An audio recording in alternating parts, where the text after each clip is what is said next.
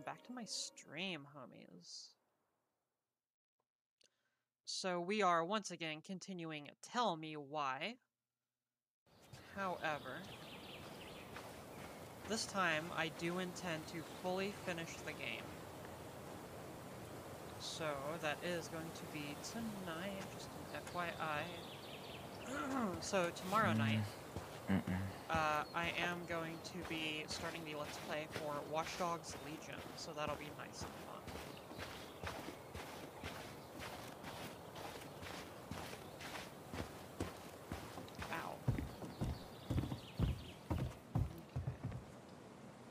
What do you think is up there?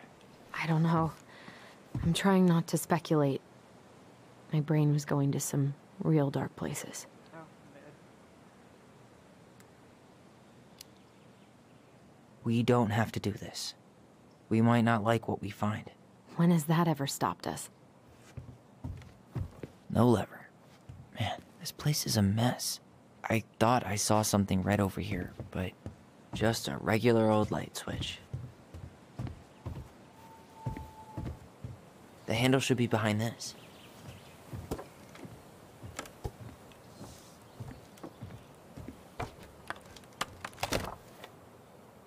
Ah, there it is.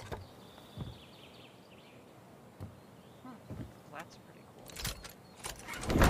It's opening up. I forgot to tell the server that I am live. RIP.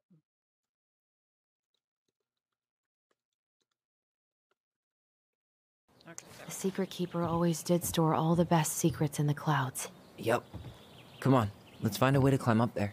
Well, that's way too high to jump. You want to give me a leg up? I'm so not touching your nasty shoes. We'll find a ladder.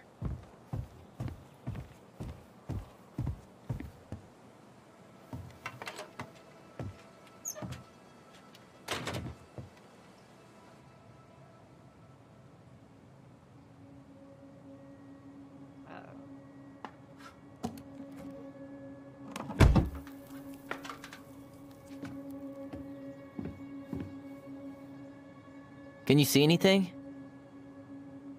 Nope. Nada. What do you mean, nada? Look around you. What the heck?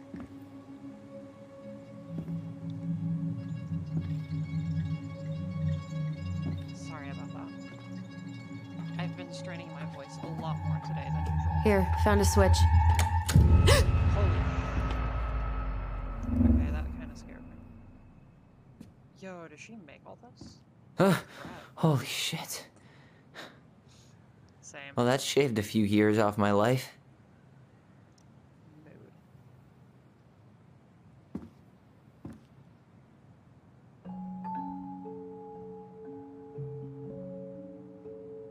Whoa.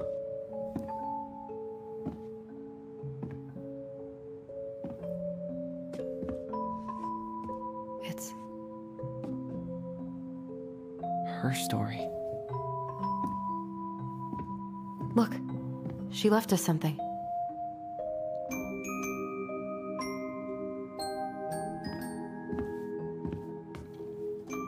It's got a combination lock with letters.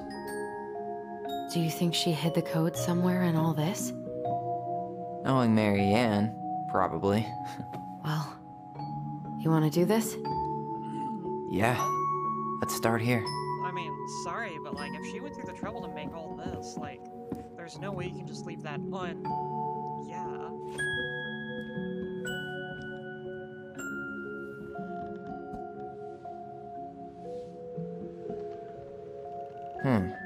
It seems like it's not doing anything. Maybe it's broken?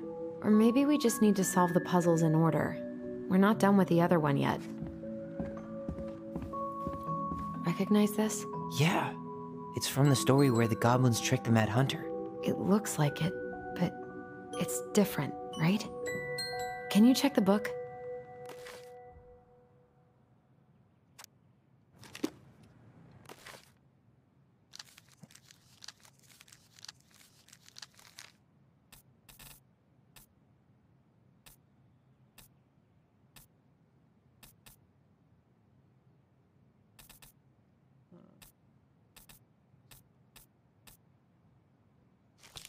Okay.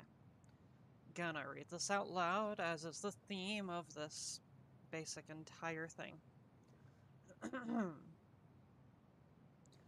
I'm actually gonna take my headphones off, that way I can hear my own voice a lot better, because okay.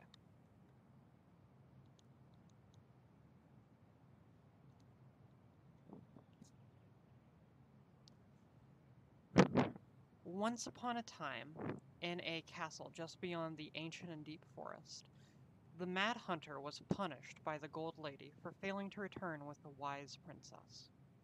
"For your failure," said the Gold Lady, "I will take your left hand. You will return to the ancient and deep forest and hunt the wise princess. And if you can bring her back, I will return your hand to you. Fail again, and I will take your right hand."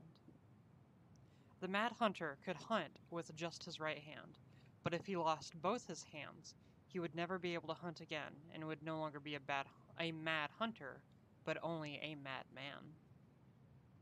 So, the Mad Hunter returned to the ancient and deep forest, searching with his piercing eye for the wise princess.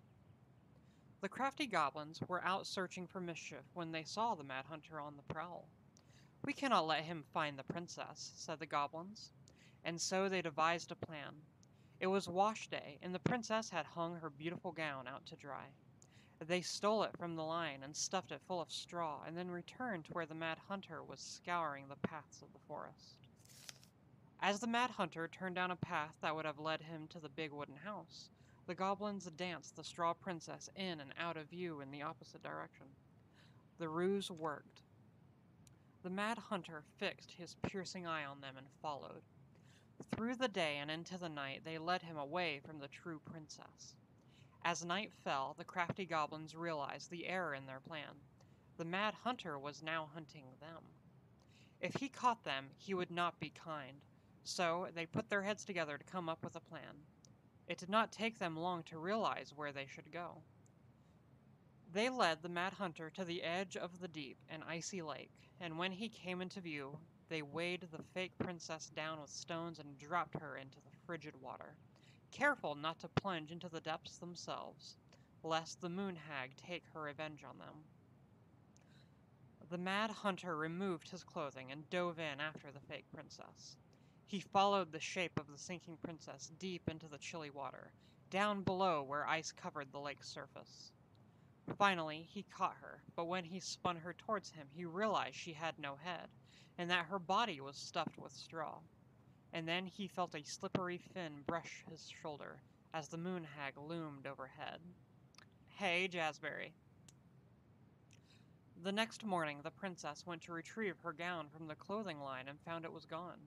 She immediately suspected the goblins of mischief and called, "Goblins, did you take my gown?" The goblins emerged from their cave and nodded sadly. "Now what will I wear?" asked the princess, sad and angry that she had lost her only dress. "Let us explain," said the goblins. And so they told the princess the story of the Mad Hunter, and then they produced his clothing, which was a bit large for the princess, but much warmer than her beautiful gown. She immediately forgave them. "Thank you, my friends," she said, "for rescuing me and for this clothing, which will keep me much warmer in the winter than my beautiful gown."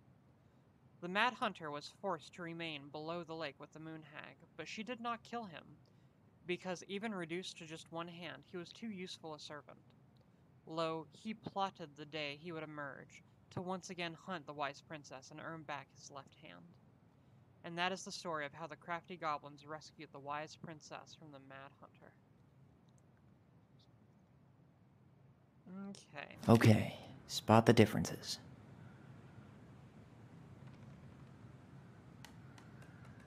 It moves. Oh, some of these parts are buttons. The Mad Hunter still has two hands here. So this was either before the Gold Lady cut off his other one, or after he earned it back? Which either makes it before most of the stories, or after. Yeah, at some point when she was running away from whatever the hell the Mad Hunter meant to Marianne. The princess is running away from the Mad Hunter. Who was sent by the Gold Lady, according to the story. Do you think that maybe that branch looks a little bit different? I don't know. Why do you think she added that castle in the background? See the color of the flag? It could be her mother's castle. It looks like the princess is running away from it. So Marianne ran away from home, and she grew up kinda rich? Huh. A pink flower. Was that in the original picture?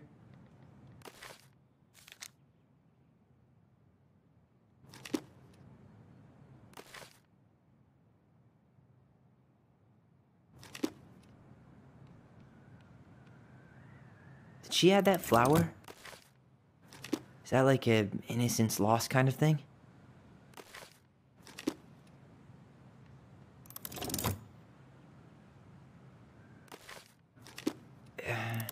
It's not the same title, so I guess that counts as a difference.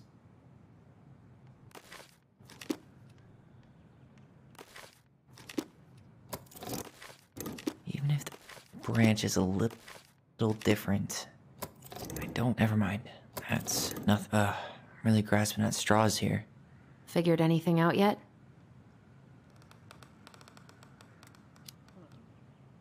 Nah, Yeah, I'm still pretty sure I figuring it selected out. all the stuff that's different. The princess, the hand, the tree. Both of these flowers are in there. And different title and the star. Yeah.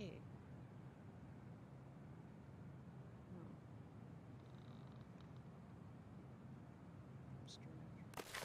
Oh, the mouth. Okay. Figured anything out yet? Pretty sure that's it. Okay. I'm totally stumped. Well, first off, the title's different, right? Yeah. Okay, one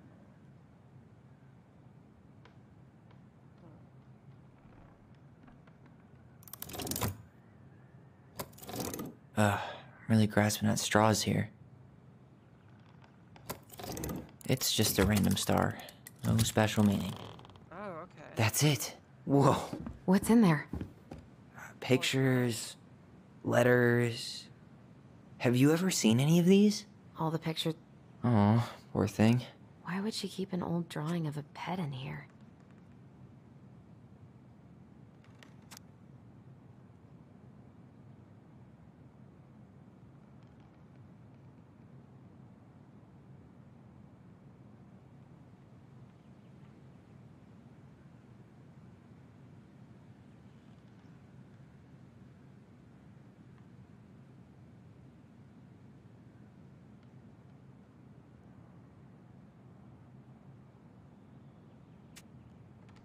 Could this guy...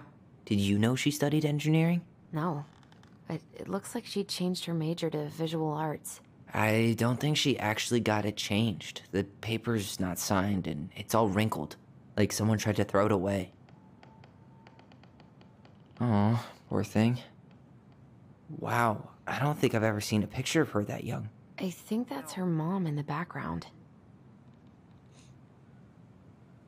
You think the guy with her is Brent? From the letter? I would guess so. The gold lady. That was definitely her mom. So, did Marianne grow up kinda rich? Maybe. Would have been nice to have some of that. I can't believe she was a ballet dancer. Marianne. And a good one, too. God, that's so not her.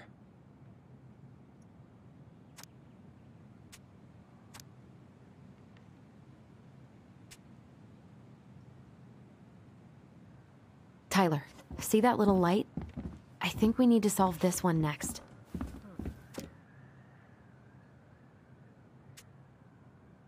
There's the gold lady again. She's all over the board. There was a figure of her in that stash by the Mad Hunter painting, right? Oh, yeah. So maybe all of this is related to what we found in there. Hey, Jasmine. Have you eaten today?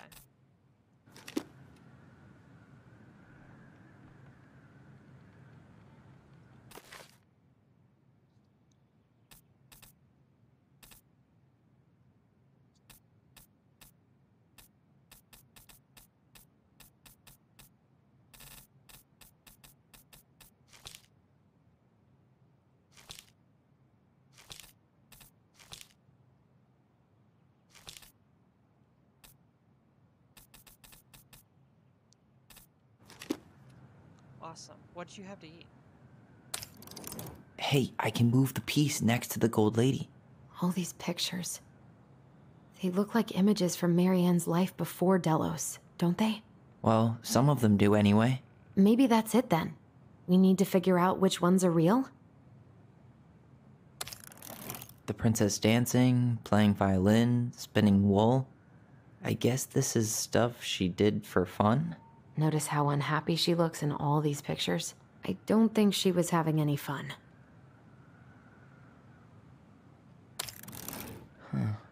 What's the gold lady doing? Whispering something into someone's ear behind the princess's back?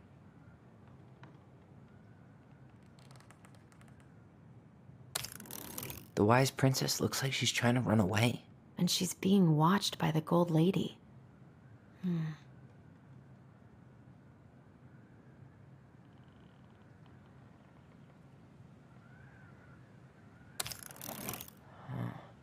Is the gold lady setting the animals free? Judging from the broomstick, I'd say she's getting rid of them, not setting them free. What kind of pizza bread did you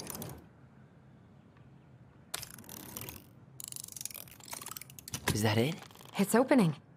Nice. What's in there this time?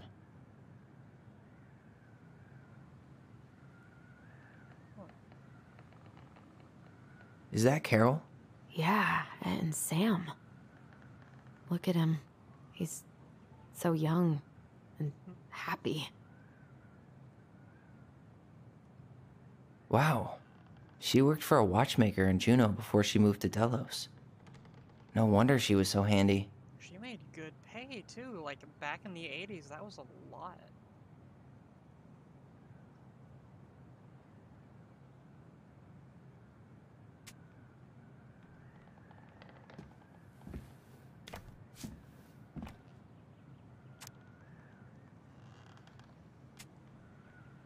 Oh, no, I need to turn it around. Let me see it.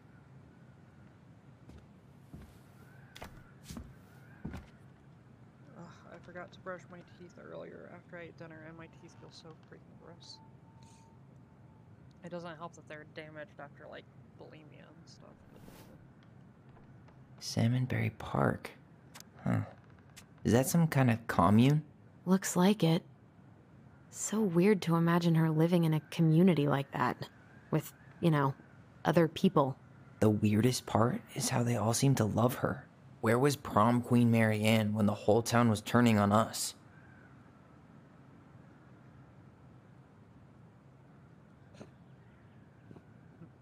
Your wild edibles picking skill.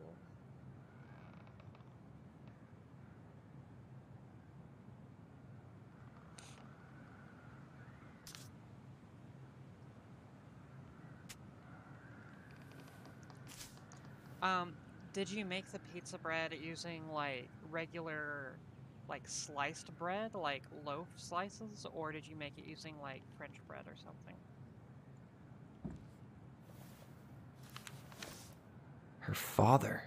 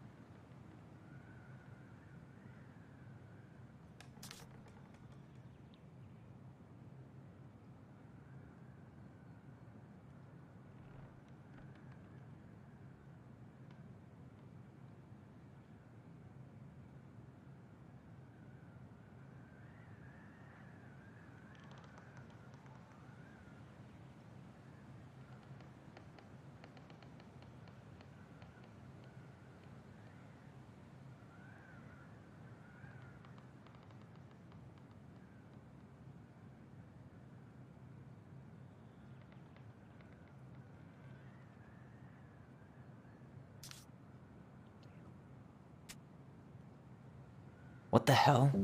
Marianne was pregnant in 1992, before she even got here. Before us. Do we have a long-lost sibling out there somewhere? It's possible, but she could have given it up or miscarried. Who knows? Yeah, you're right.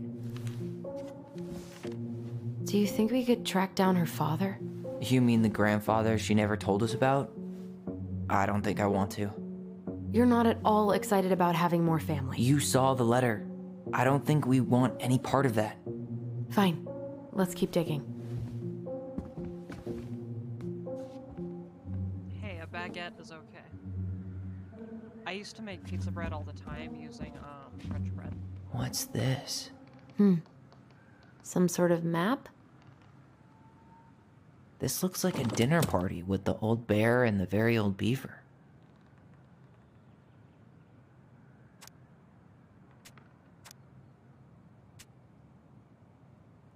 This is the princess's house. What's that plant thing on top? Oh, those are definitely salmonberry flowers. Hey, that degree in outdoor studies is... Some sort of clock? That's the gold lady's. Damn it. Why is nothing happening? Maybe I gotta do it in the right order.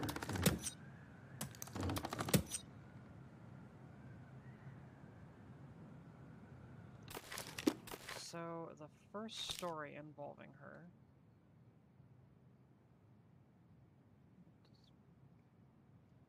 So on this one...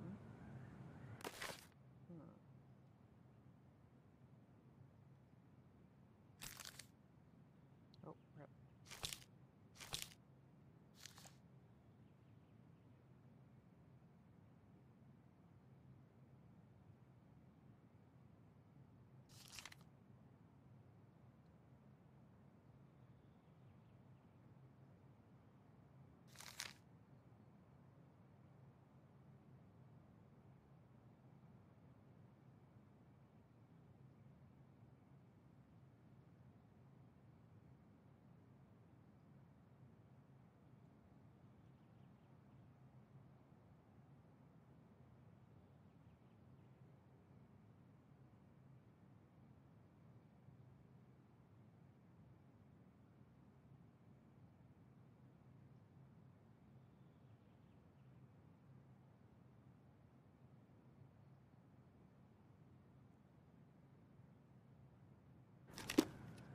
What's that plant thing on top?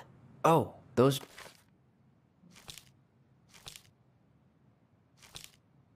are definitely This looks like a dinner party. With the old bear and the... This is the princess's house.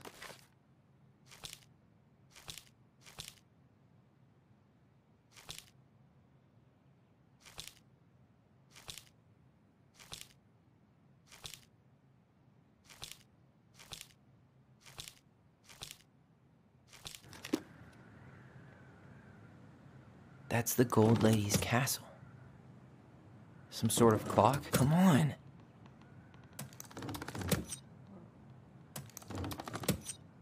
Some sort of clock? That's the gold lady. Come on.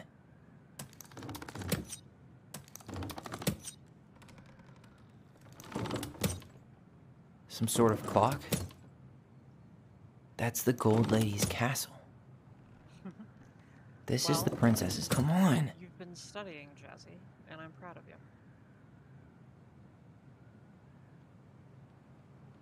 You need help? Yes. Yeah, I'm stuck. Any ideas?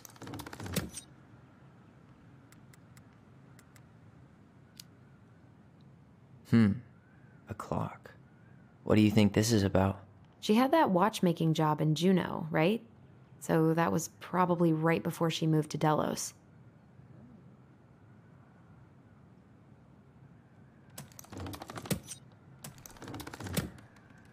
You need help? Yeah, I'm stuck. Any ideas? What's up with the salmonberry flowers? I think those probably represent the commune she stayed at after she moved out. What's that plant thing on top? Some sort of clock?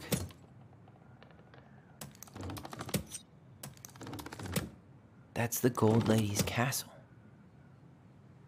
What's that plant thing on top? Oh, those are definitely some sort of clock? This looks like a dinner party with the... This is the princess's... Come on. Oh, fail.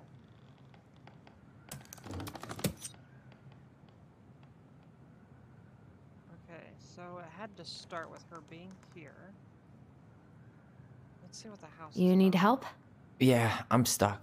Any ideas?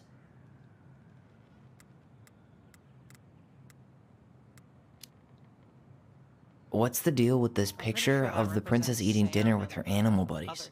Well, the beaver is Eddie's mother, and the bear is Sam. And we know she met Sam and Carol after she moved to Delos. So... Okay, so she started in the castle and then she moved to the commune. Once in the commune, she got the job. Some sort of here, clock? This is the princess's and house. then she moved here. And This then looks she like a moved dinner party with the There old we bear go. and the very There old we go. beaver. Yes, Holy crap, What's in there's there? one letter. Another letter? the princess's loss. Is this from the Book of Goblins? Not that I know of. Well, sure looks like it could be. Okay, gonna read this.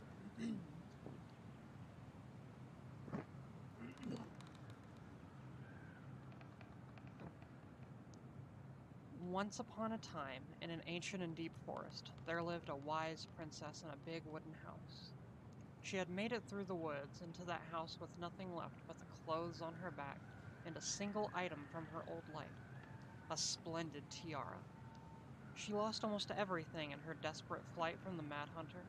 The trees tore the rucksack from her back and shredded her dress, and left a pattern of red welts on her skin. But through it all, she clutched the tiara close to her chest, fearing any misstep could cause it to fall from her arms and break. The tiara had its own spot in the big wooden house, a pillow near the window, where sun would catch on its surface to shine and wink. The princess could stare for hours at the tiara, marveling in its beauty and running her thumb down its curves. Every morning she would wake and she would tend to it, polishing its every surface to be sure it shone as brightly as it possibly could. Then she would pluck it up, place it upon her head, and walk the woods, feeling somehow more complete. Because what, after all, was a princess without a crown? Every night she would place it upon its pillow, give it a quick kiss, and go to bed. On her way, she would pause and glance back to be sure it was still there. She hated to be separated from it, but she knew it was safest on the pillow while she slept. Oh my god, that's the baby. Oh my god.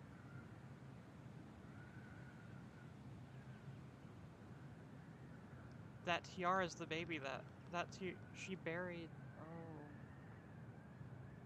Oh. Oh no. Oh no.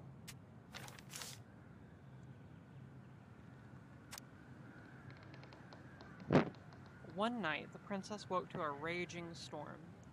The wind howled against the walls, rattling the windows in their panes. Fearing a gust might burst open a window and blow the tiara to the ground, she plucked it from its pillow and brought it to bed with her. All through the night she held the tiara close, and in the morning she woke to find herself still cradling it. The storm had passed and the princess relaxed. That day was the same as any other, though she perhaps gave the tiara an even more thorough cleaning, grateful as she was that nothing had gone wrong. That night she placed the tiara upon its pillow, gave it a quick kiss, and went to bed, pausing on her way to be sure it was still there. In the morning she woke and sensed immediately that something was wrong. In the living room, the tiara lay upon the ground, broken, dull, and faded. Nothing else in the room had changed. The pillow was exactly where she had left it. The window was closed. There had been no storm, no wind, no sign that anything at all could have gone amiss. Only the broken tiara, mute upon the ground. She picked it up and held it in her arms with a guttural cry. But though she tried to fix and to polish it, it was gone, beyond repair and with no shine left. The princess held the tiara through the day and through the next night, sitting in the same spot at the window where she used to polish it. When the sun rose, she looked outside, and her gaze fixed on a sapling. She remembered how this sapling had survived the winter, clinging to life despite the frozen, unforgiving earth. Without a word, she went out and buried the tiara in the ground beneath the sapling, And as the final scoop of dirt fell, the tiara felt truly gone, and with it the final link to her old self. She could only go forward and find a new place for herself in this world, where she was no longer truly a princess in a tiara and a beautiful gown, but a wan woman, alone in a deep and ancient wood. And that was how the princess lost her most precious treasure. And her title. Holy crap. Okay, does everyone have their tissue? We're gonna need tissue. Oh, Lord. And that was how the princess lost her most precious treasure and her title. That was the story she read us that night. God. It makes sense now. Yeah. She got pregnant.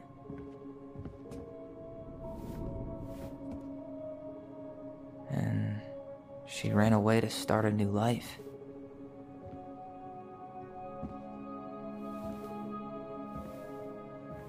And then Hey, she Jasmine, made her what's way up? to Delos Crossing, where she was finally happy.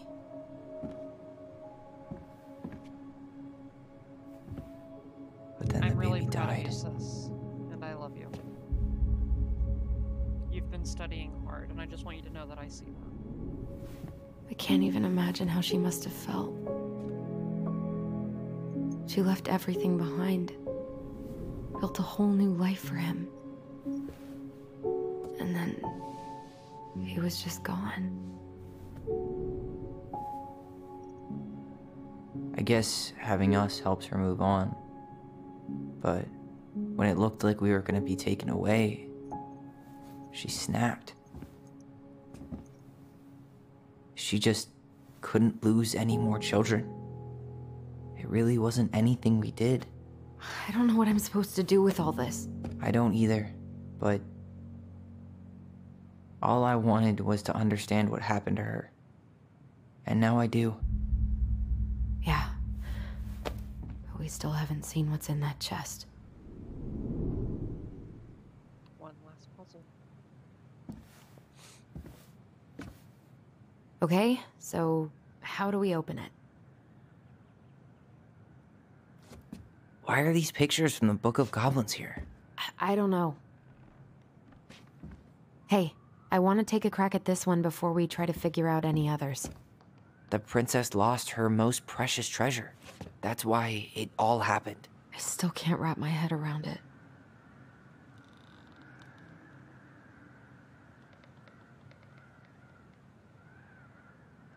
There you go, Stalwart Moose. We'll let the mangy muskrat have his rock back. Back in your pond, Big Frog. Gold Lady stays locked up in her castle. Oh, I'm missing 3.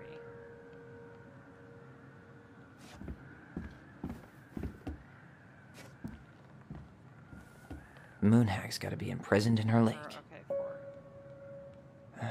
The Mad Hunter, always on the princess's trail.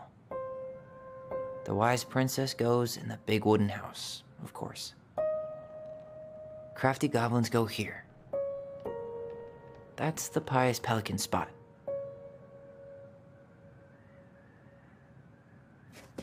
Alright, should be easy enough. How do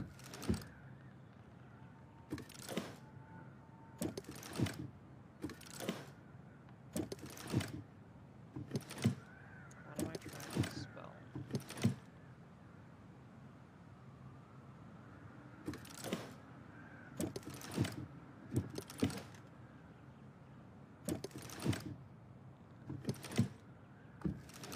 O-E-O-E-O. Okay, fine it.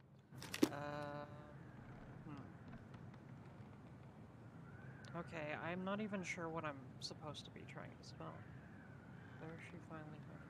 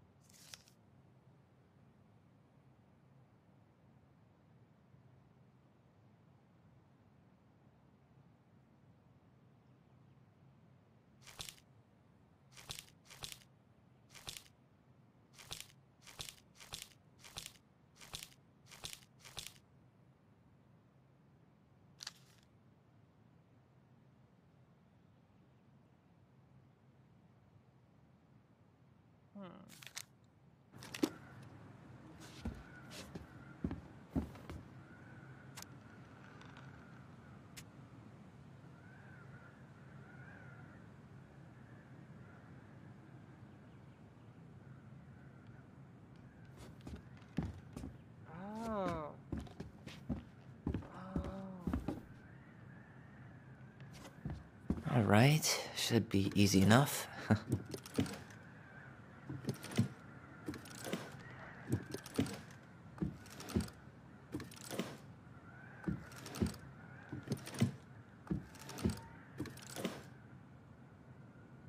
Oh, okay.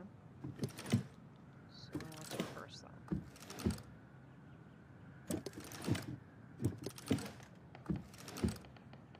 No. Okay. Let's put an E here and then over here.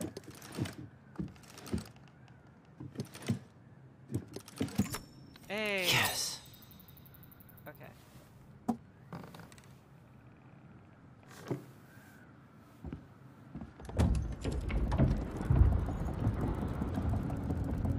Uh-oh. What do we do? Is this like Indiana Jones? Whoa. Did it just get darker in here?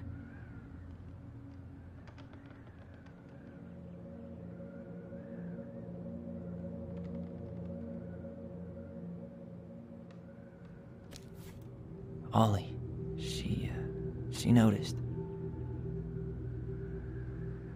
I was her son.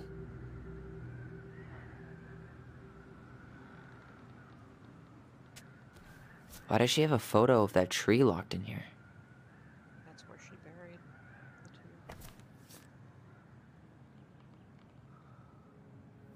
two. Is that... Leo Ronan.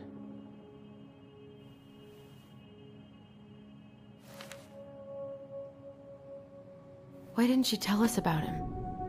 Why didn't she tell us any of this? I mean, it's fucking terrible. That's why. Allie, did we do the right thing opening this? We did. It's better we know what happened, even She wanted you to know. even if it's hard. And there's one more thing we need to see. Are you sure? Yes. Wait, there's still more in the chest. Hold up. Hold up. There's still more in there. Hold up. Come on. Let's go to the dock. It's time to finish this. No. We're looking at what the rest is in here. Hey, now that we're done with the important stuff, maybe we can... Yeah, he was so young. Okay, what is this? No. Hey. A baby blanket.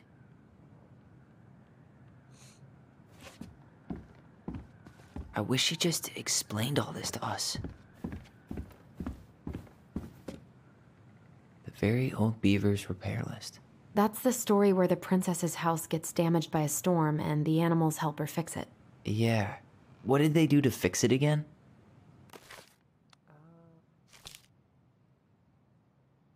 Let's see. Oh, right. Read it out loud. Dewey. Okay. Oh, okay.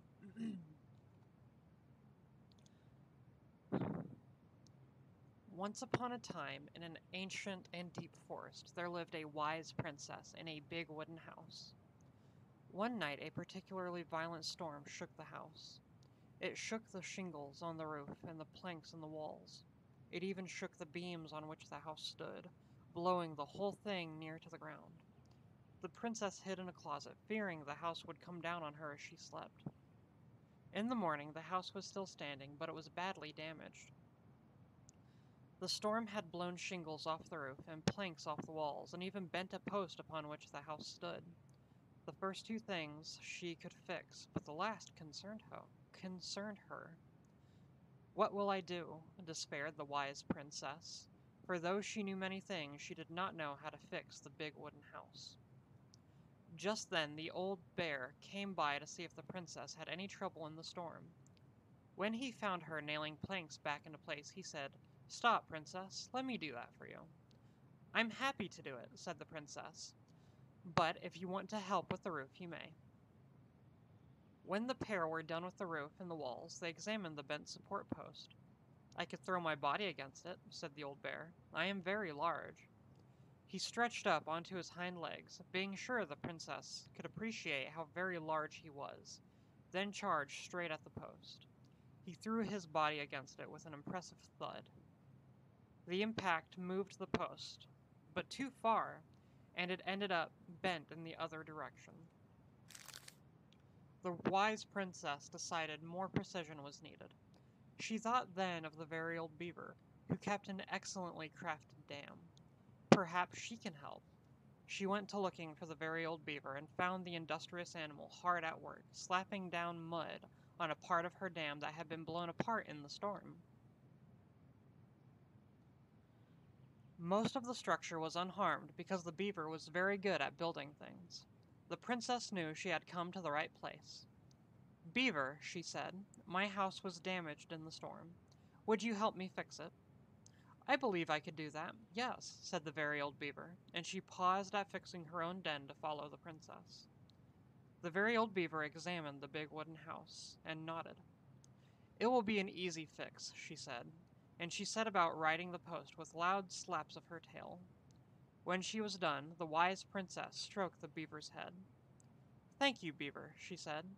"The wind blew the shingles off the roof and the planks off the walls, and even bent this post.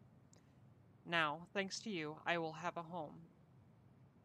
"Think nothing of it," said the very old beaver, who returned to work on her own den once again. That winter, the very old beaver grew ill, very ill. She was not able to fix her den nor to gather food. When the princess found out, she set about delivering meals to the beaver. She brought stews of corn and beans and baskets full of bark and twigs from the beaver's favorite aspen. One day, the wise princess noticed that the beaver's den had begun to fall apart. She set about to fixing it, and though she was not as talented as the very old beaver, the fix kept the creature warm and dry. "Thank you," said the very old beaver. "Of course," said the princess. "You helped me when the storm blew my house near to the ground. Thanks to you, I still have a home, and I am happy to do the same." The princess continued to nurse the old beaver until the day she came to the dam, and the forest was still. No birds sang, no branches rustled, no small things skittered within the underbrush. "Oh," said the princess, staring sadly at the dam, for she knew the old beaver had passed on. "Goodbye, my friend." And that is how the very old beaver saved the big wooden house, and how the wise princess repaid her kindness.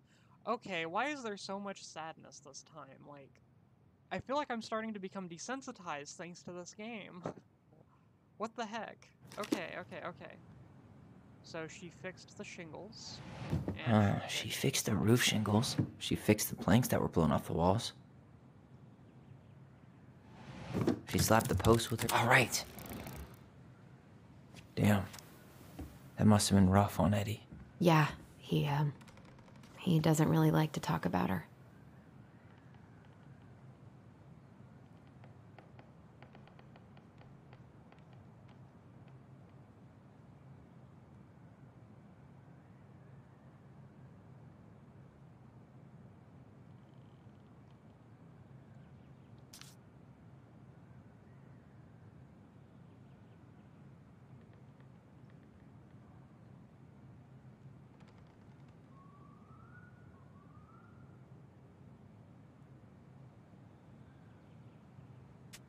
oh, that's so sweet. The crafty goblin's good deeds. Of course, the goblins had to help out the creatures of the forest to pay off their debt to the pelican. Well, what did they do? You know, I don't really remember.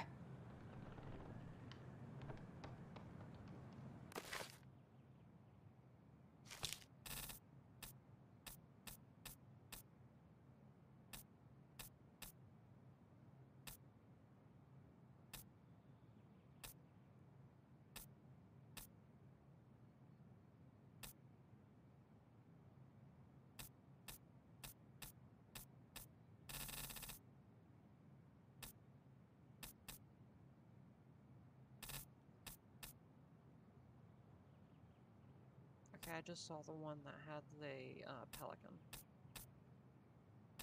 There we go.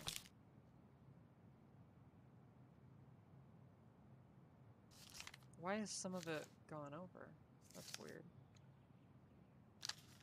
Okay.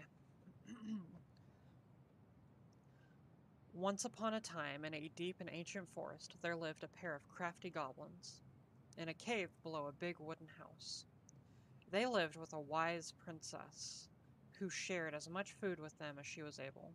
but it was never quite enough. This left the goblins hungry. Very hungry. Always hungry. One day, as they were out foraging for food, the pious pelican landed on a rock and dumped a smorgasbord from her beak, which the goblins knew was magic and never emptied. There were king crabs in red, blue, gold, and scarlet, veiny blue shrimp, pink-shelled scallops, oblong brown clams, purple spiny urchins, and even one prickly red sea cucumber.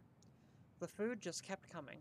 They watched as the pelican ate one clam and then took a nap. "Do you think she would mind if we took just a little?" asked one goblin to the other. "Her beak never empties. She won't possibly miss a couple of crabs," said the second, licking her lips. They were agreed, and so they crept over, filched some crabs, and ran. The goblins scarfed the crabs, but when they finished, they found that they were still hungry. "She won't miss a handful of shrimp," said one goblin to the other. The goblins scarfed the shrimp, but when they finished, they found they were still hungry. "Maybe also a few scallops," said one goblin to the other. The goblins scarfed the scallops, but when they were finished, they found that they were still hungry. So they went back for clams, and then urchins, and finally even the sea cucumber. Finally, they were not hungry, but there was also nothing left. Just then the pelican woke up. "What happened to my food?" she asked. Unable to lie about it, the goblins confessed their crime. The pelican was dismayed, but she was a charitable-hearted bird, and she could tell the crafty goblins were growing little creatures. "Goblins," said the pious pelican, "I will share my food with you, but you must in return follow my example and be as generous with others as I am with you." "Take that to heart, and I will have considered your debt paid." "But we have nothing to give," said the goblins. "You have your nimble hands, and your crafty brains, and your loving hearts," said the pelican. The crafty goblins realized how much they had to give, and for the rest of the day, they looked for ways to help other creatures of the forest. They found the stalwart moose struggling with an itchy, hard-to-reach spot on his back, and so they climbed up and gave it a good scratching. Next, they helped the old bear, who could not get the honey out of a narrow beehive. They climbed up to the top of a tree with the hive and then dropped it, cracking it open. And finally they found the princess, crying over a loss she would not speak about. So they wrapped their little arms around her in a great big hug and stayed until she felt better. When they were done, they returned to the pious pelican. "Did it feel good, being as generous as I am?" asked the pelican. "It did," said the goblins. "I'm glad," said the pelican. "We all have problems that we can't solve on our own, but if everyone goes about with generosity in their hearts, then there is always someone on hand to help. But we all must commit to do so, or there may be no one there to help when you need it." This made sense to the goblins, and they thanked the pious pelican for her food and the lesson. Of course, by this time they were hungry again, and that remained an ongoing problem until the day the stalwart moose taught them to fish. But that is another story. And that is how the pious pelican forgave the crafty goblins, and how she taught them charity. They broke open the beehive for the bear. They hugged the princess when she was crying. They gave the stalwart moose a good scratch on the back. Nailed it. Our lives would have been so different if their friendship hadn't gone to shit.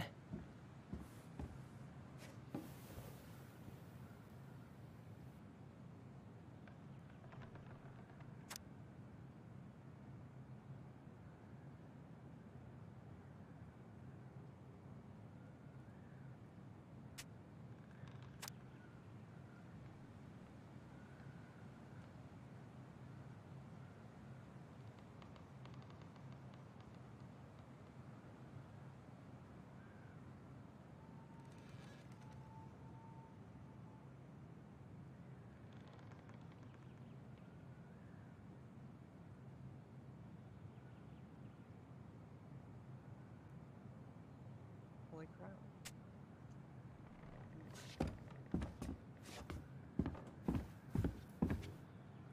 The crafty goblin's loot. That's from The Princess and the Two Thieves. I drew the original. And I distinctly remember drawing that cake, which is arguably the best part of that illustration. All right, Picasso. And you probably remember what the goblins stole in that story, huh? No, but we'll find out.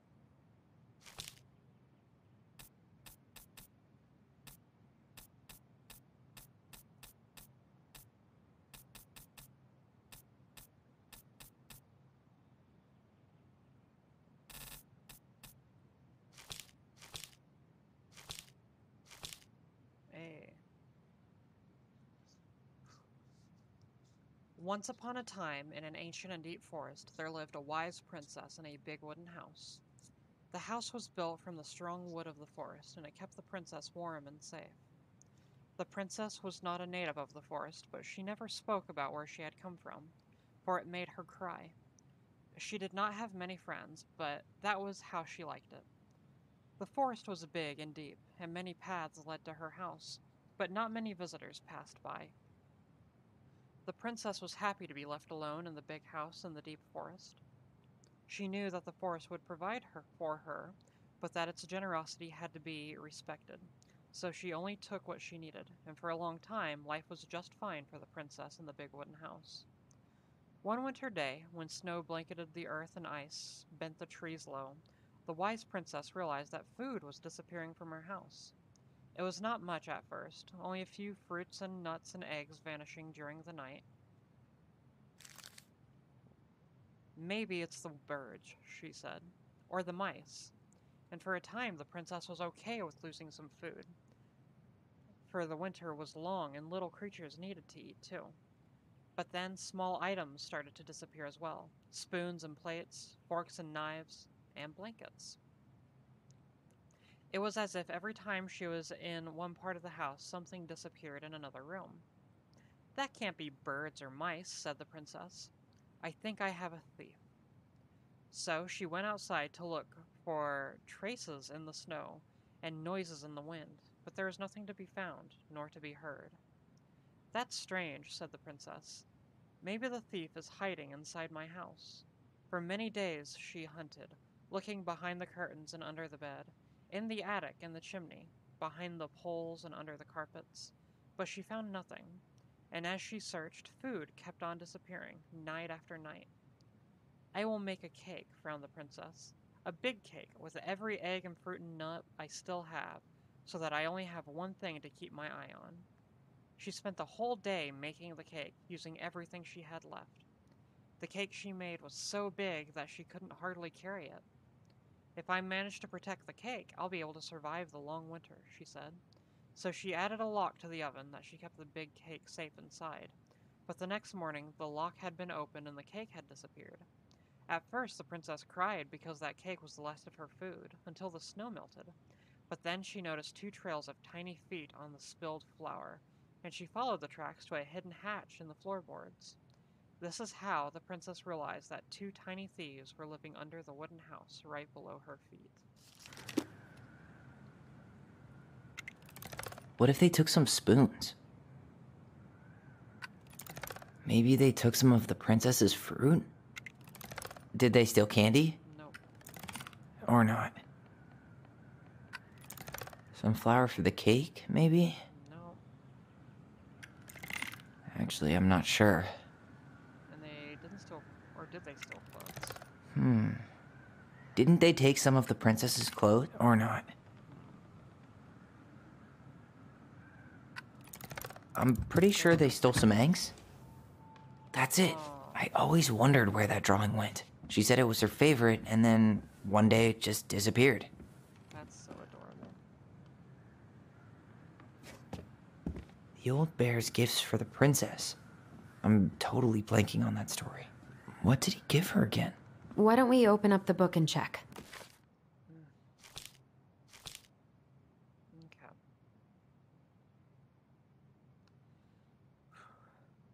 Once upon a time in the ancient and deep forest, the old bear stood on the bank of the river, swiping at salmon on their way to the spawning grounds.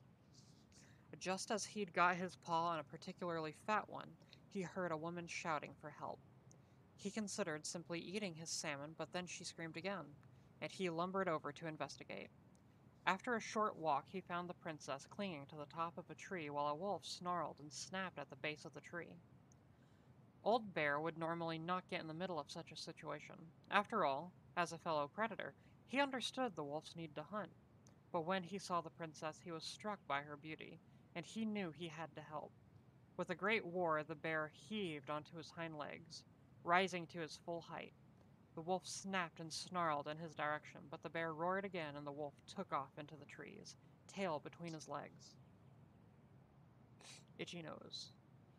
The bear fell down onto all fours and stared up at the princess. She regarded him fearfully. "You can come down," he said.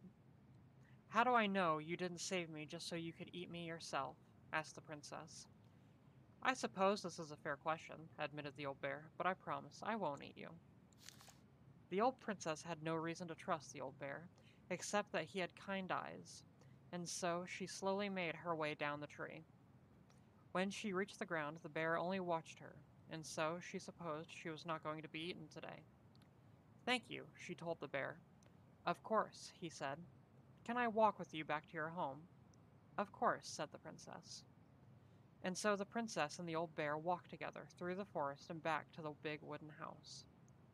After that day, the princess would occasionally find gifts from the bear: a fresh-caught salmon, a handful of ripe berries, a newly bloomed bluebell. One spring, when a sudden thaw flooded the path out of the princess's home, the old bear was there, and she rode his back across the river.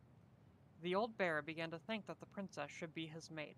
After all, she had no mate, and she needed one, and he could keep her warm and provide her a much more suitable den, and catch fish for her and protect her from wolves. She, in turn, would brush out his fur and pick berries without smushing half of them, and scratch that one part of his back he couldn't reach. And with how she took care of the goblins, she would be an excellent mother for his cubs. One day, the old bear came with a ring of spruce and asked the princess to be his bride. "I'm sorry," said the princess. "You are a very good friend, and I appreciate all you've done for me, but I cannot marry you. You're a bear, and I'm a princess. It would never work." The bear was crushed. "Can we still be friends?" he asked. "We will always be friends," said the princess, "but I will never marry you." The old bear and the princess carried on their friendship, and after 1 year he tried again to ask her to be his bride. But once again she refused him. This happened 1 year later and 1 year after that. And then finally the princess said, "Old bear, you are my dear friend, and I appreciate all that you've done for me. But I would sooner you have left me to the wolves than marry you, and that is how it will always be. I have my hands full with the 2 goblins who live under my house, and they're all I need." That wounded the old bear deeply, but it was finally enough to stop his proposals. They remained friends, and he continued to give her gifts of fresh salmon and white and he continued to give her gifts of fresh salmon and ripe berries and newly bloomed bluebells. But the old bear never again asked the princess to be his bride, much as he might have wanted to. Okay. A newly bloomed bluebell? A handful of ripe berries? Yep. Oh, no. Wait. Back up. A handful of ripe berries? Fresh caught salmon? Nice. Neat. Man, he had it bad. Just couldn't let go.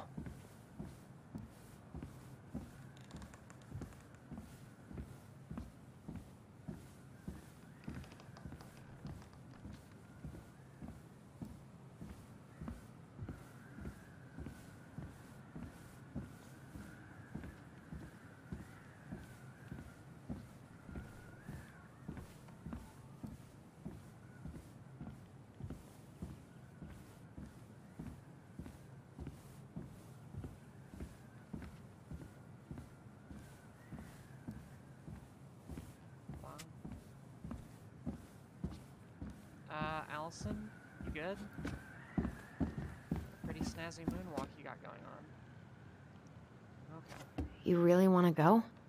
You sure we've seen everything? Yeah, I'm pretty sure. Either way, I'm ready for this to be over. Me too.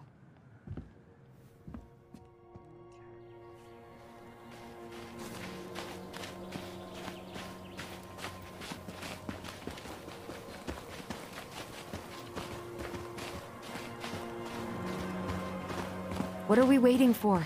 I want to know who was here that night. Okay, let's do it. Let's try and remember who Marianne was arguing with.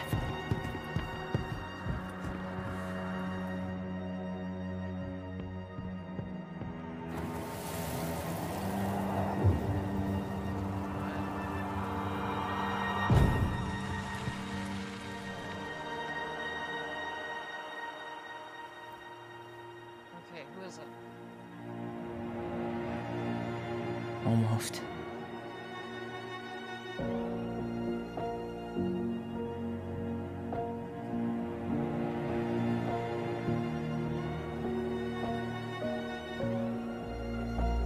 Tom? Tom Vecchi is our father? Of course. It had to be him. Tessa knew, didn't she? Yeah, she must have. That's what she didn't want to tell us. God, Marianne and Tom? I know. What should we do now? Yeah, call him out here and make him tell us what was going on. And if he won't? We know his secret. He will. Tom? It's Allison. We need to talk. We know it was you. Holy crap. That's... Jesus.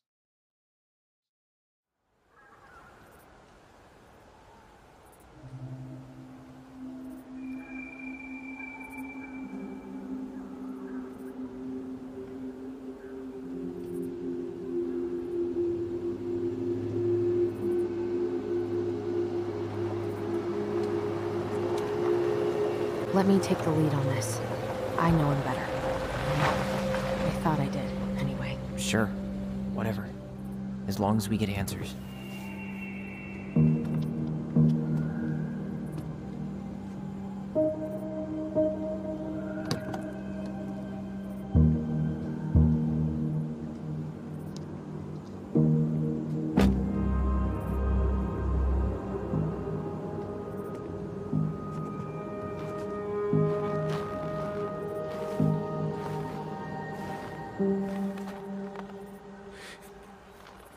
Kids, listen. You're our father.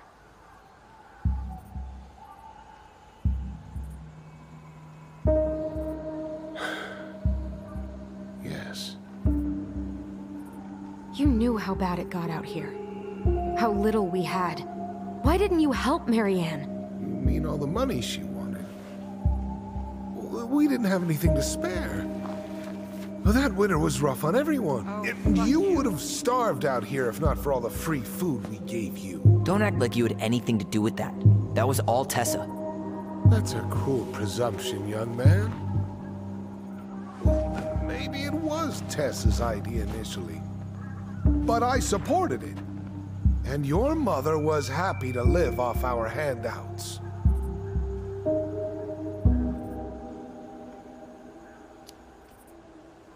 You tried to burn down our barn and knocked Tyler unconscious.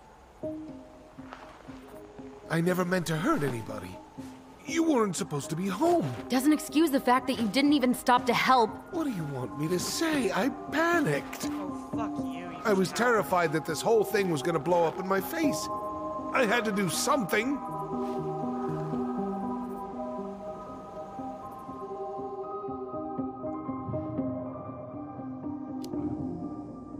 So what do we do now? We tell him he's gotta fix the mess he made. One way or another. Hey, you hearing me? Yep. Sorry. I'm trying really hard to keep myself from punching him in the face. He's not even the least bit sorry for what he did. He could have seriously hurt you. Yeah. He's just a fucking coward.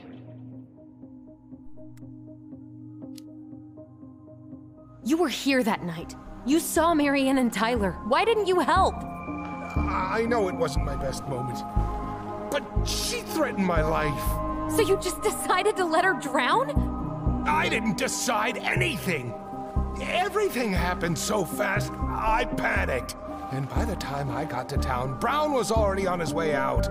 There was nothing else I could do.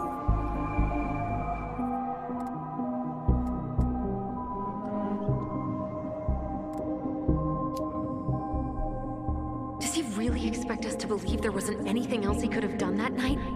I don't know, Ellie. I'd rather not think about it.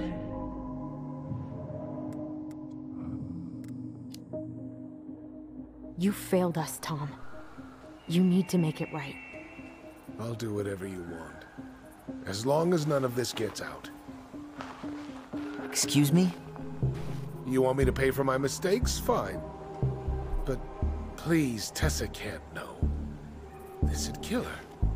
Tessa already knows, Tom. No. That's impossible. It never occurred to you the reason Tessa cut Marianne off was you? But she never said anything. Oh, Lord. You should try talking to your wife. Maybe if you had, we wouldn't be in this situation. And maybe Marianne wouldn't be dead. Oh, come on. You of all people should appreciate how troubled Marianne was. She was unhinged. Something like this would have happened sooner or later.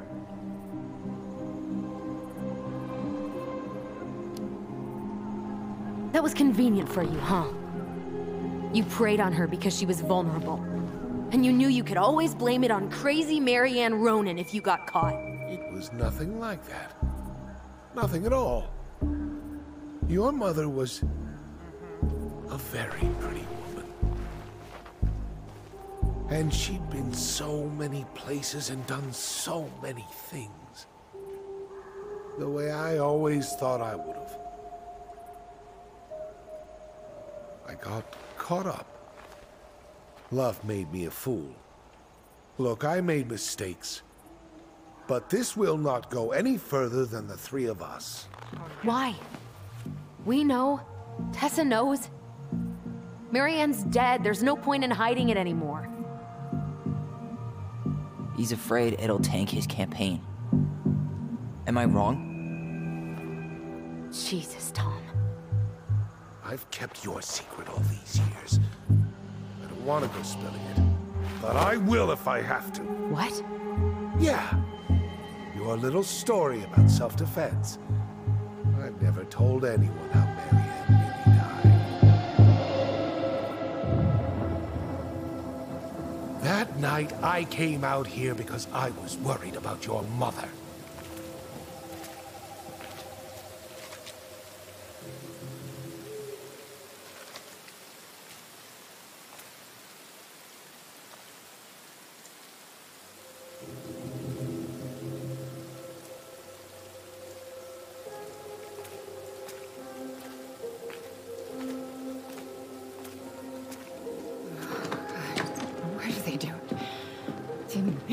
Do it.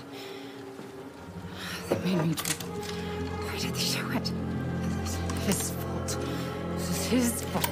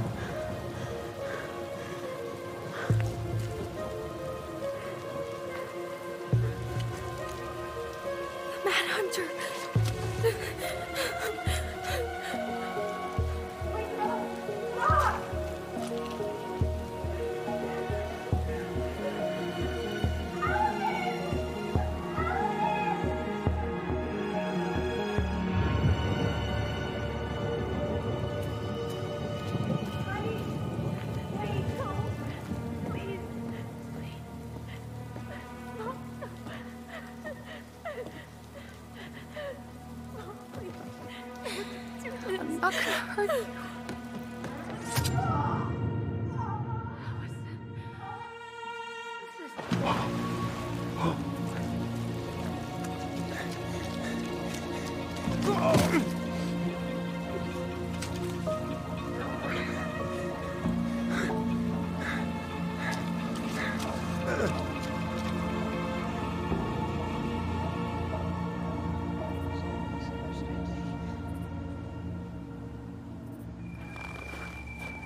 No. No way. You're a fucking liar. I saw what I saw. You're manipulating us just like you manipulated her. Tyler! You're not listening to this, are you? Be smart about this, Allison. Are you sure you want this to get out? You've got way more here to lose than he does. His name will be all but clear, but you'll be a killer. What will your uncle say? He won't be a killer. And Michael? Well, the whole town might turn on you. Don't touch her. You know I'm right. Just get out of here, Tom. Tyler and I need to talk alone. Just please, think twice before making any rash decisions. There are a whole lot of lives at stake here. Leave us the fuck alone. And never come back.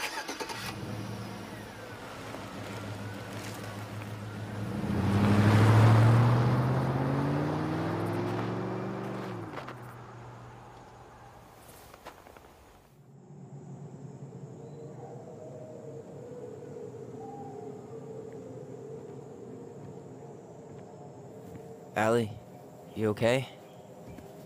You didn't let that asshole get to you, did you? Did you? What if he's right? I've been having all these nightmares about that night, and they were a lot like how Tom said.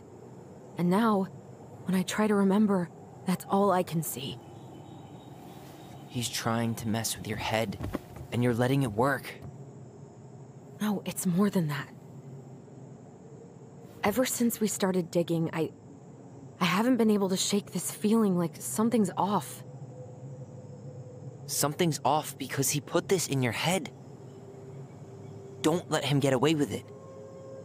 He might not be lying. We keep getting things mixed up. We remember totally different versions of the past. Those are just details. This isn't that. She was going to kill me. I'm not so sure anymore, Tyler.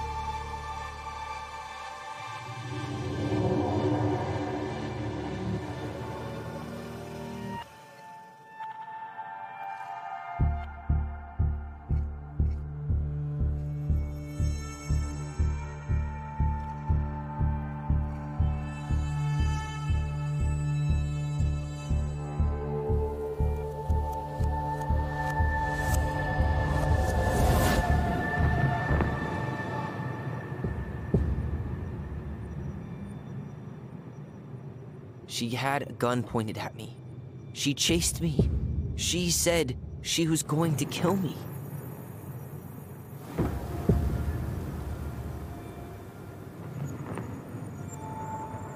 She threatened Tom with those exact same words, with the same gun, on the same pier.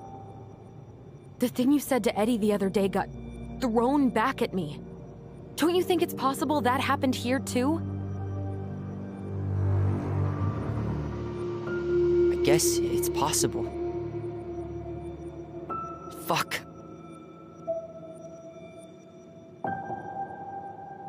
I don't know. And we're never gonna know the truth, are we? Because the second you walk away from something, that's it. Yeah. I guess at this point, you just have to decide what you believe. Me? Yeah. You need to start dealing, Allie. And that means coming to terms with whatever version of the past feels the most true to you. No more running. Whatever you choose, you gotta live with it, okay?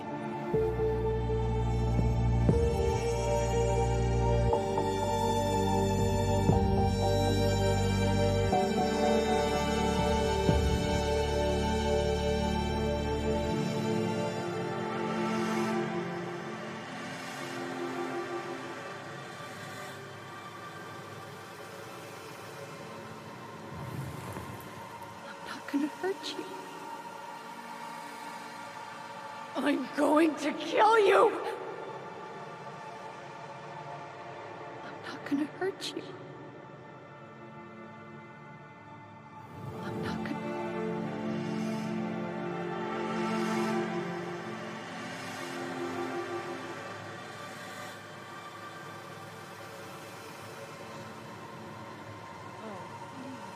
I need to take a bathroom break.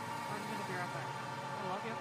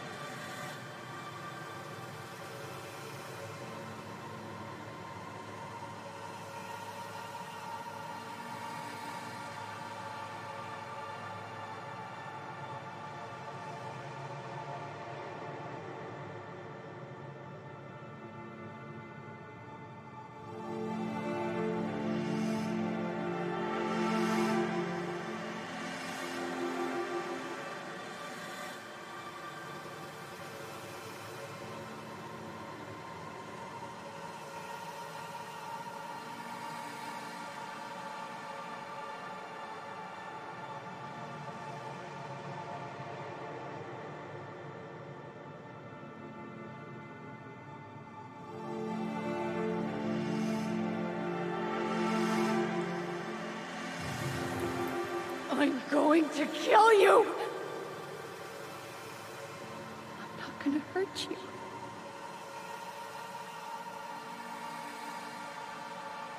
I'm not gonna hurt you. I'm not gonna hurt you.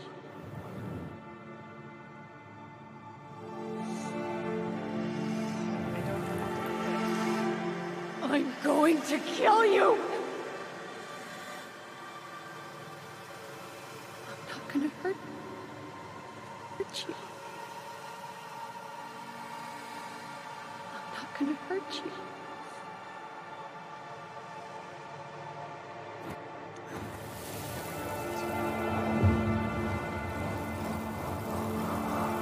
I'm going to kill you! No, don't do this.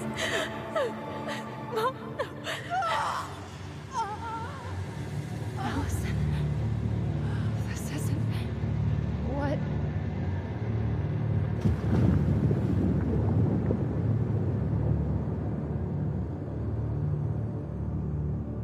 Tom was lying.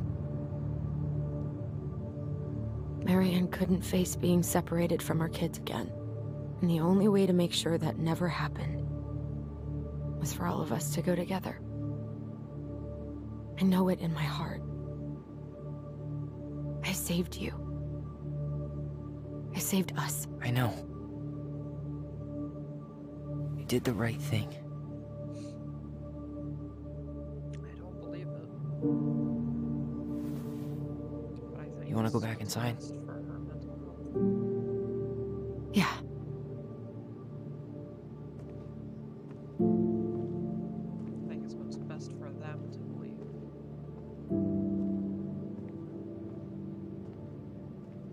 God, I hate this.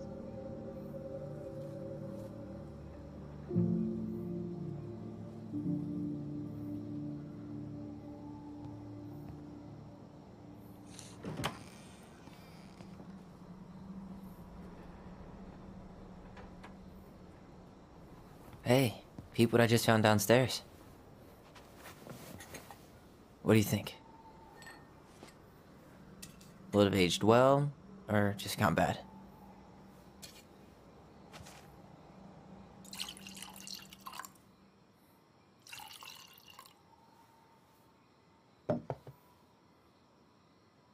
Cheers, I guess. See, I'm also coming at this from like, if I was in Marianne's position, what would I want my kids to believe? You know, if I was in Marianne's position and I had died and all of this stuff had gone down, what would I want my kids to believe? And I'm dead and gone. Like, I don't matter, but they're still alive, and I need them to be healthy, and I need them to take care of themselves.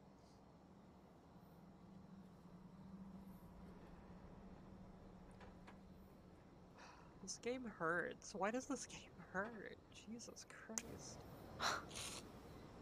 I can't believe Tom thought we'd buy that story. And that I almost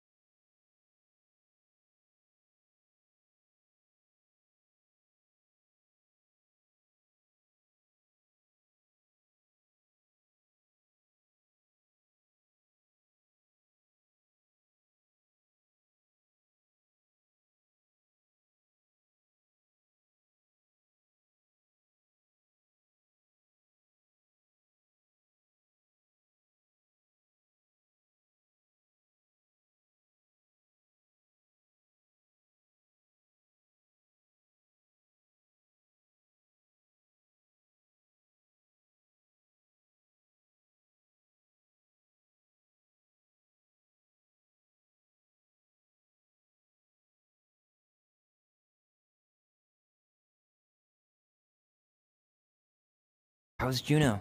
Big and full of people, even without tourists. Michael's been writing up rules for the apartment. I need your support against his whole food policy. Just refuse to sign anything until I get there, okay? Okay, but you better hurry. If he gets his way, we'll only have one small shelf for junk food. What? Heresy. I'm gonna need like twice that just for snack cakes after my surgery next month. I know, right? This cannot stand.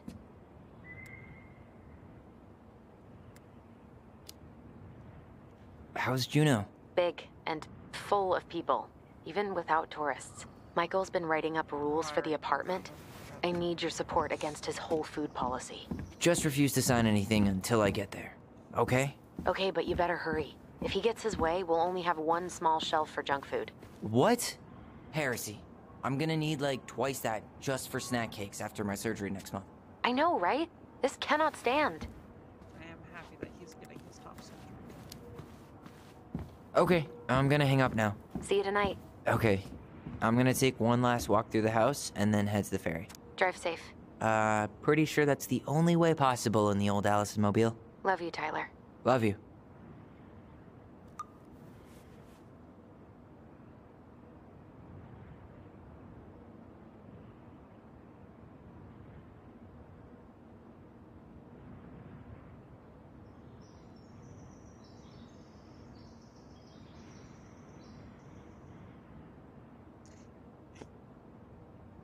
Yeah, Jasmine, he's trans. Like, that's part of the whole story is he's trans. I love you, Jasmine.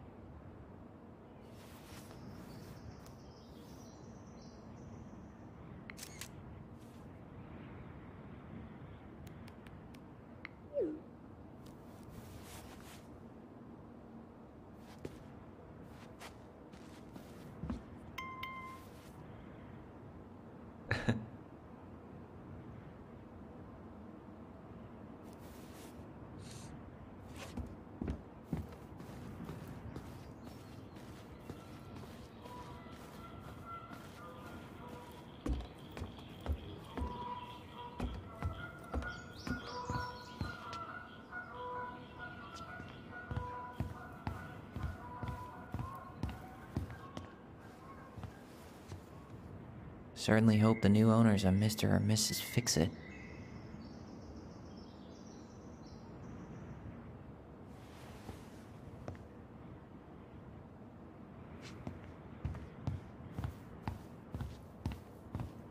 Goodbye, broom.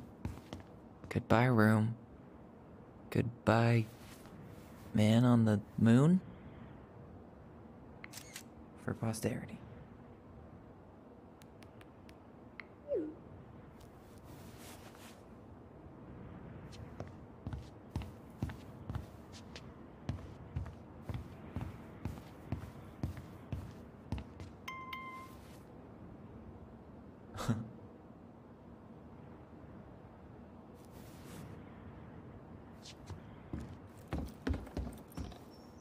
I think I'm gonna start referring to members of the server as my goblins. Man, seeing it empty is so weird, but at least it's the last time we'll ever have to.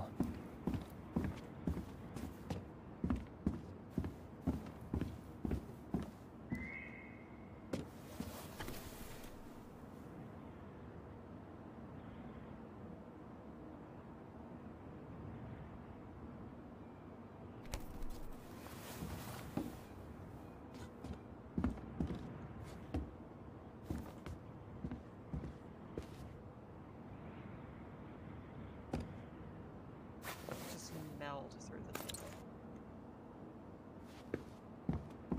Oh no, am I stuck? No! No! Come on!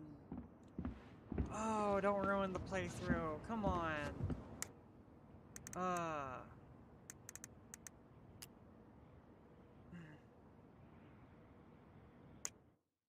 Man, that sucks.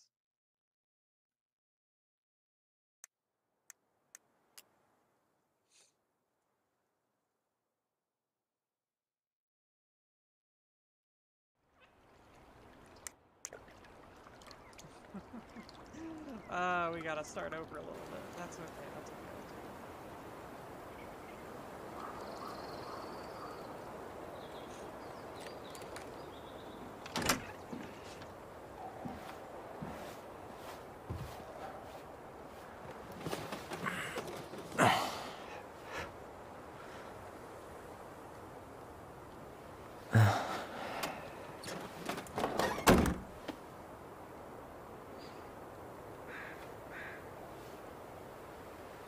One last look. I'm good to go.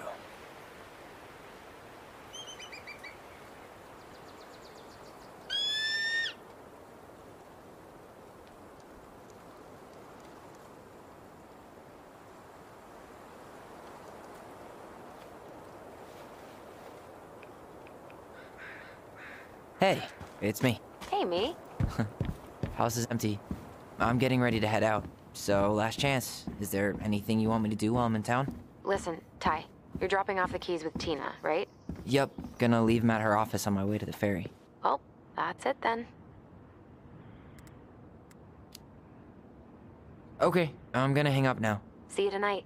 Okay, I'm gonna take one last walk through the house and then head to the ferry. Drive safe. Pretty sure that's the only way possible in the old Allison Mobile. Love you, Tyler. Love you.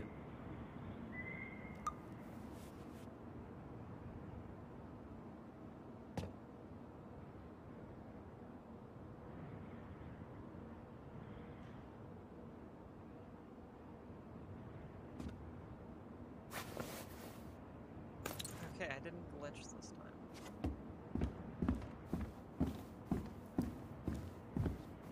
Okay, gonna take a few pictures. Gonna go take pictures in both of the bedrooms.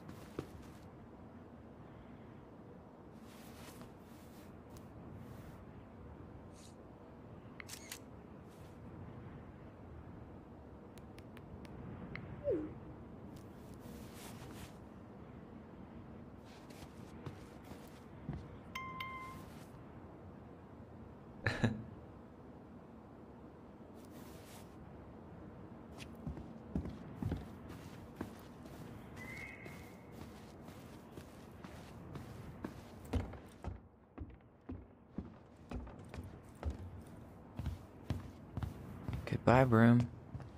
Goodbye, room. Goodbye, man on the moon? For posterity.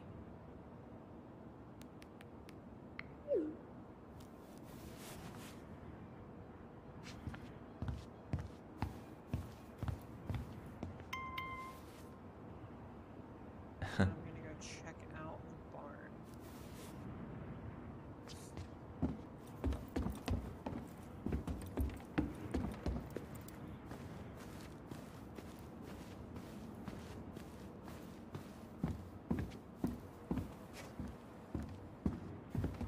Huh. Well, at least she finally dumped his ass.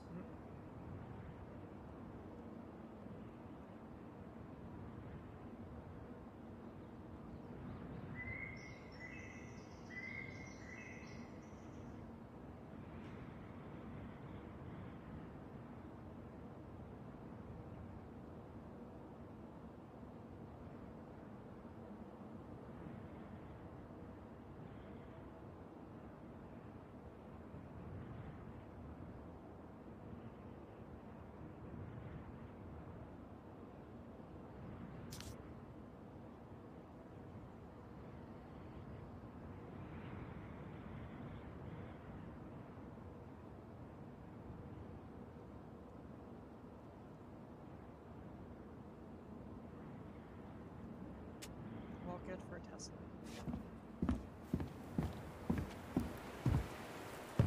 It's too bad Tessa closed her cafe. that other place just doesn't quite hit the spot. I should have probably run these by his place. Or just drop them off at Bernie's. I hope the next goblin family bakes a lot of sand pies in this.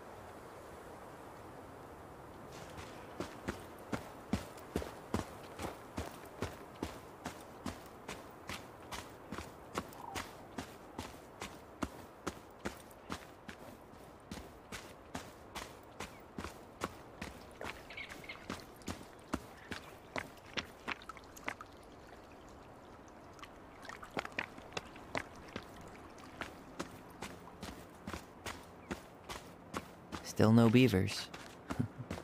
Well, I'm right behind you guys. The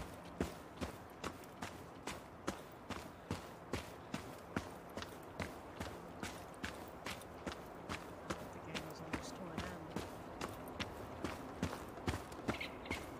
I'm gonna go check out the workers.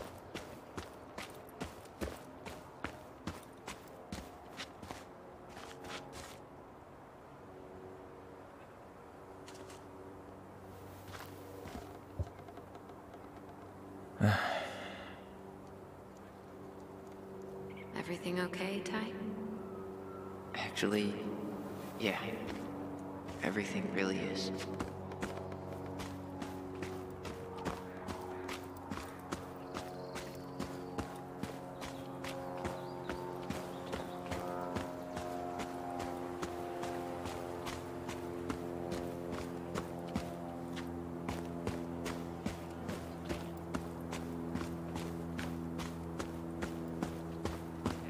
Yeah, that's the game.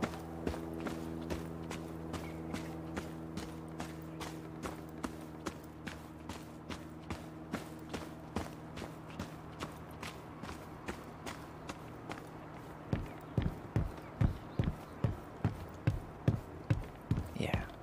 Time to move on.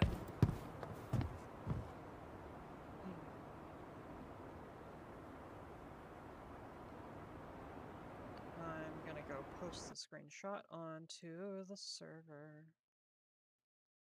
Boop. Okay. And I think it's time to go. God, this is sad.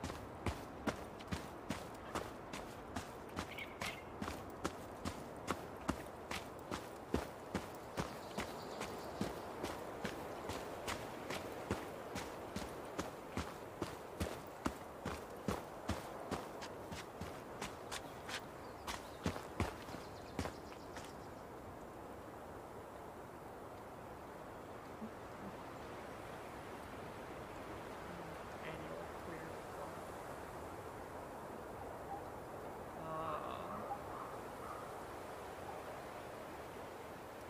Aw, dreamy sigh.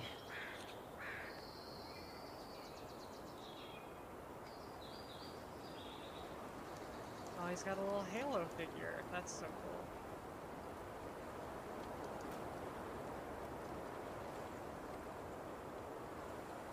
Aw, dreamy sigh.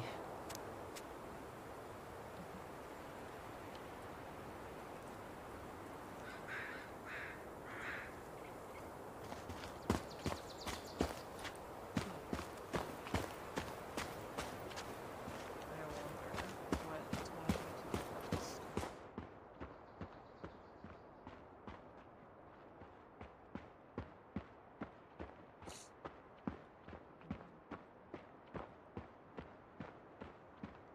Maybe there's something I've forgotten.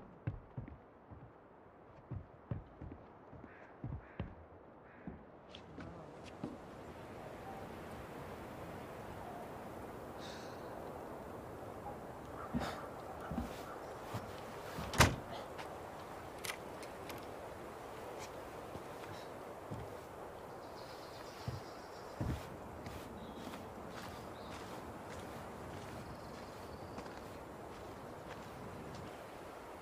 Well, this is goodbye for real, I guess.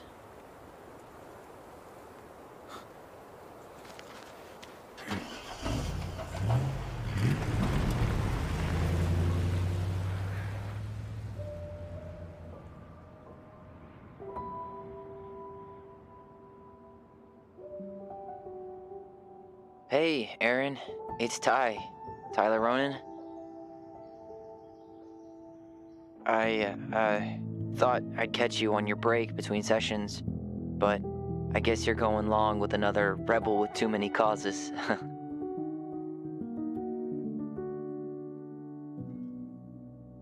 I know I haven't reached out since I left Fireweight, but I just wanted to say,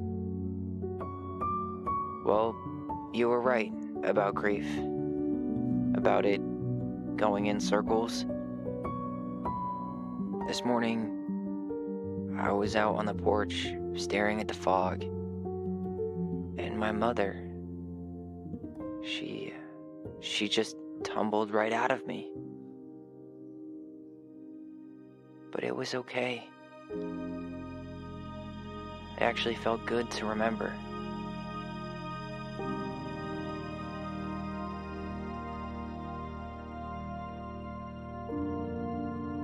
Anyway, give me a call back if you get a chance. I'll see you around. And I don't want y'all to hear my sniffling. thank you.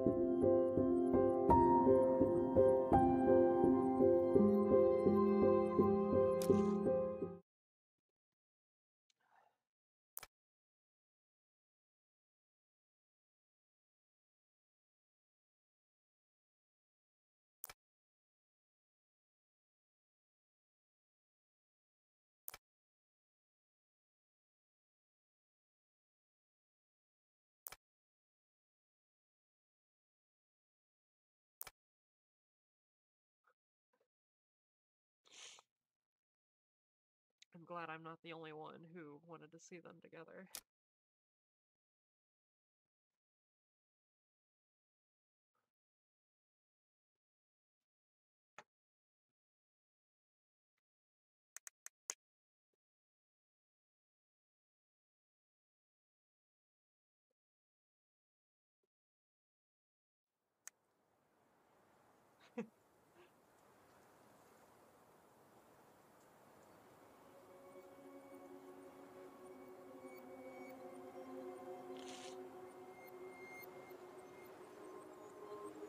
Okay.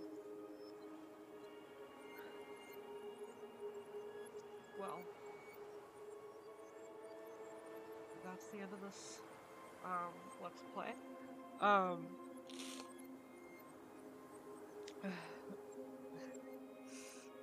I don't think I can ever play this game again. It's been nice getting to play this. I'm sorry I cried as much as I did. Yeah. I just want y'all to know that I love y'all. Y'all are amazing. I am gonna do the thing where I tell y'all why I cried so much and why this game was so freaking difficult on me, but I'm gonna do that on the server. I don't want to do that here. Yeah. And with that being said, if you haven't eaten tonight, please make sure that you do that. Please make sure that you've also drunk something if you get, if you haven't. Please take care of yourself. Please. There's always someone out there that loves you.